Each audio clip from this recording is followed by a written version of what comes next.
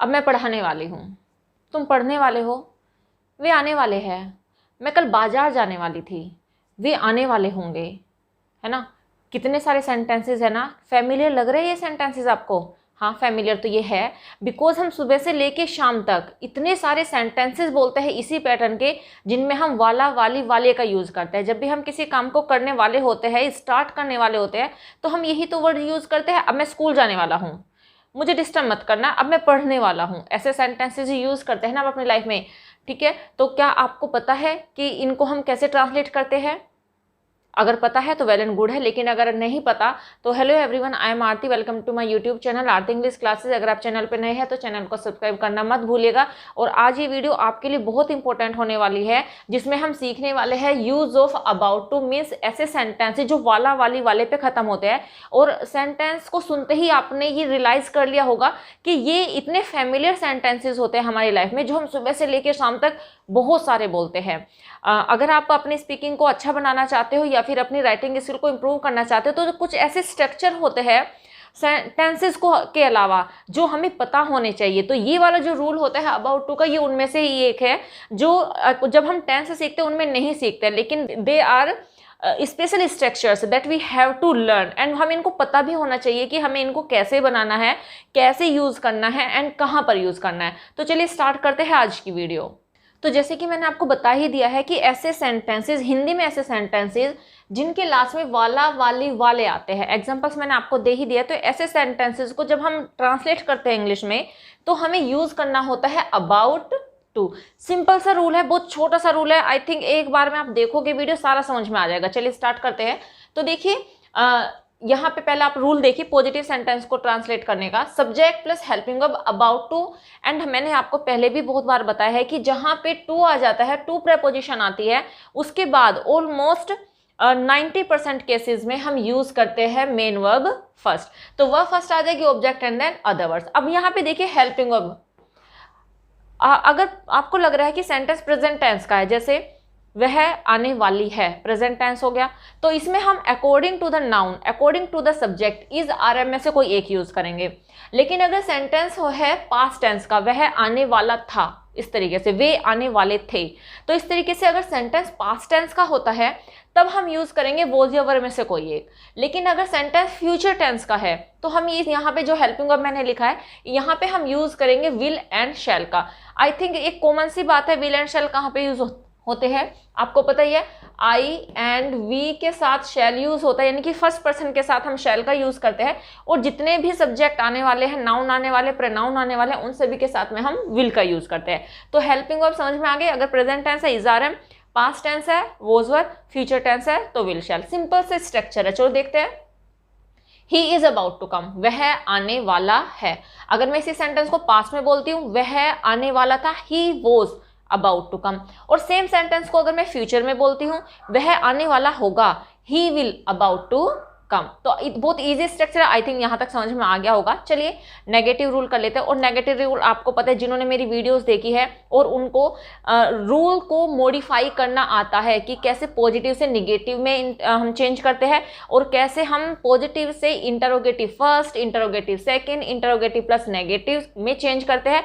अगर आपने वो देखी होगी तो आपको अच्छे से आता है। अगर आपको नहीं पता तो आप पहले सीख लीजिए कि रूल को कैसे मॉडिफाई करते हैं, ताकि आपके लिए ट्रांसलेशन और भी इजी हो जाए। ठीक है, तो ये कॉमन सी बात है जो हर किसी को पता ही होती है कि नोट हेल्पिंग वर्ब के बाद में आता है। तो रूल बन जाएगा नेगेटिव का, subject, helping verb, after that not, after that about to, verb first, object and then other words. तो देखिए same example, he is not about to come, वह आने वाला नहीं है।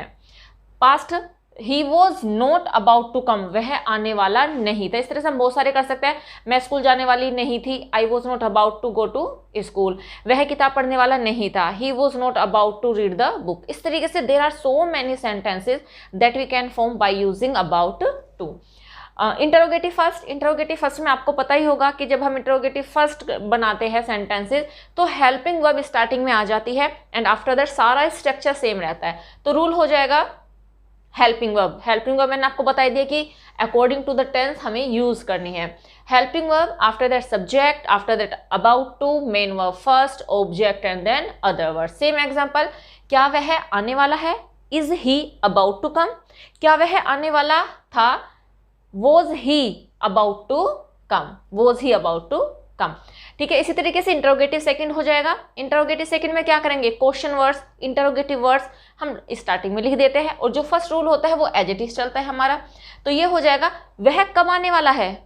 When is he about to come? Why was he about to come? वह क्यों आने वाला था?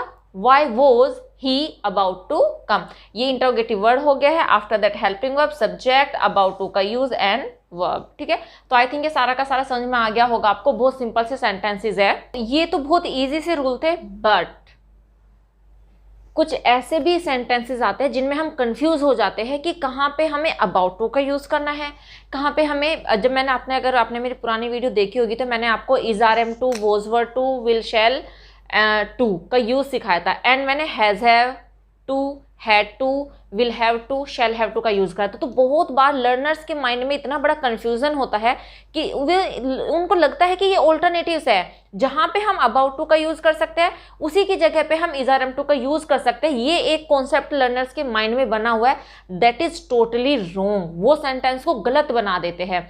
तो अगर आपको भी वो डाउट है तो चलिए मैं आज आपके उस डाउट को क्लियर कर देती हूँ कि तीनों is, are, am to, has to, have to, had to and about to हम कहाँ कहाँ पे यूज़ करते हैं, वो सारा का सारा डिफरेंस आपको समझ में आ जाएगा, और इस वीडियो के बाद आप उसमें किसी तरह की कोई मिस्टेक नहीं करोगे। तो चलिए करते हैं उसे। तो देखिए, तीनों ही, ये एक बहुत ज़्यादा कन्फ्यूजिंग कॉन्सेप्ट है जिसमें लर्नर्स को बहुत बड़ा कन्फ्यूजन रहता है। और वो क्या क्या कन्फ्यूजन होता है, तो देखिए, जो लर्नर्स है वो about to, is, are, am to, was, were to, will, shall to and has to, have to, will have to, shall have to, इनमें कंफ्यूज हो जाते हैं।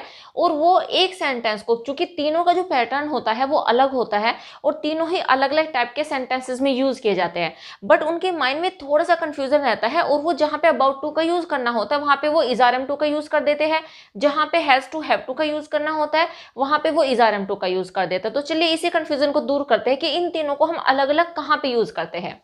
तो देखिए, अबाउट टू का मतलब होता है, मैंने आपको अभी बताया ही है कि जहाँ पे सेंटेंसेस के लास्ट में वाला, वाली, वाले आ जाते हैं तो वहाँ पे हम अबाउट टू का यूज़ करते हैं। और अबाउट टू का मतलब है कि work is going to start, काम अभी बस स्टार्ट होने वाला है। If I say I am about to teach, मैं पढ़ाने वाली हूँ, इसका मतलब कि मैं बस थोड़ी ही देर के अंदर, काम का है स्टार्ट होने वाला है, जो भी काम हम करने वाले वो जस्ट गोइंग टू स्टार्ट, वो स्टार्ट होने वाला है। तो जहाँ पे स्टार्ट होने की सेंस आती है वहाँ पे हम यूज़ करते हैं अबाउट टू का। जैसे they are about to speak, वे बोलने वाले हैं। He will about to play now, वह अब खेलने वाला होगा। He was about to go there, वह वहां जाने वाला होगा, है ना। तो काम क्या होने वाला है? स्टार्ट होने वाला है। लेकिन जहां पे is, are, am to, was, were to and will to, shall to, इनका यूज किया जाता है, वहां मतलब होता है वर्क असाइंड, वर्क दे दिया गया है लेकिन अभी ये नहीं पता कि काम कब होगा। इफ आई से मुझे काम करना है, मैंने डिक्लेयर तो कर दिया है कि मुझे काम करना है, तुम्हें स्कूल जाना है।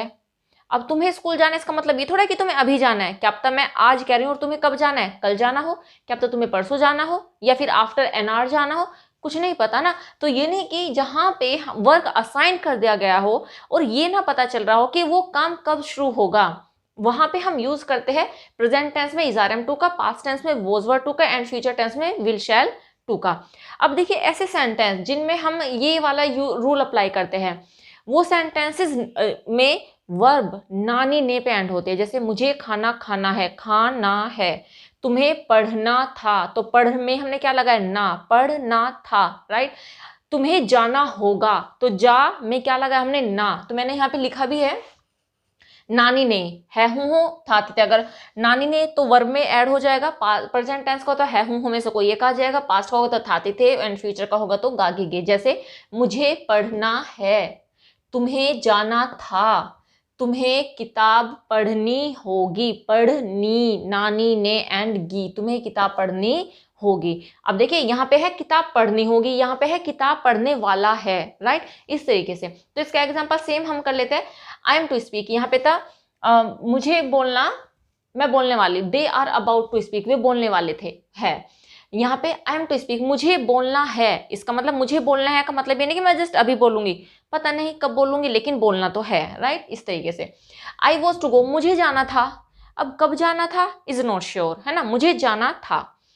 ही विल टू प्ले नाउ, उसे अब खेलना होगा, राइट, उसे अब खेलना होगा। अब देखिए has to, have to, had to, will have to and shall have to, जहाँ पे फोर्स टू डू, जहाँ पे किसी को काम करने के लिए फोर्स किया जाता है, यानी कि वो काम हमें करना ही करना है, वो हमारे कह सकते हैं कि बाउंडेशन है कि वो काम हमें करना है, वहां पे हम यूज करते हैं has to, had to and will have to का। प्रेजेंट टेंस होता है तो हैज टू, हैव टू का यूज होता है, पास्ट टेंस होता है तो हैड टू का यूज होता है, फ्यूचर टेंस होता है या तो विल हैव टू आएगा या फिर शैल हैव टू आएगा। First person I and we के साथ आई शैल हैव टू का यूज करेंगे एंड वी के साथ भी शैल हैव टू का यूज करेंगे, और जितने भी नाउन एंड प्रोनाउन बचे उन सब के साथ में हम यूज करेंगे विल हैव टू, ठीक है। और कहाँ पे ऐसे सेंटेंस जो पढ़ता पढ़ती पढ़ते पे खत्म होते हैं।